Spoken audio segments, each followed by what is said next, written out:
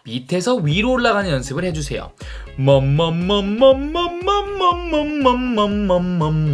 두성의 소리를 아래로 가져 소리를 좀 가볍게 만드는 연습을 하고 싶다면 위에서 아래로 내려오는 하행 스케일 연습을 해주세요. 이런 식이겠죠. 자, 이번 영상 어떠셨나요? 이렇게 스케일 연습에 대한 총정리하는 시간을 우리가 한번 가져봤어요. 이렇게 정리된 스케일들을 보니까 내가 좀 어떤 연습을 해야 되는지 좀 감이 오시죠? 아직도 어렵다면 댓글로 남겨주시면 제가 하나하나 친절하게 답글 남겨드리도록 하겠습니다. 모두 득음입니다. 영상이 마음에 드셨다면 구독! 좋아요!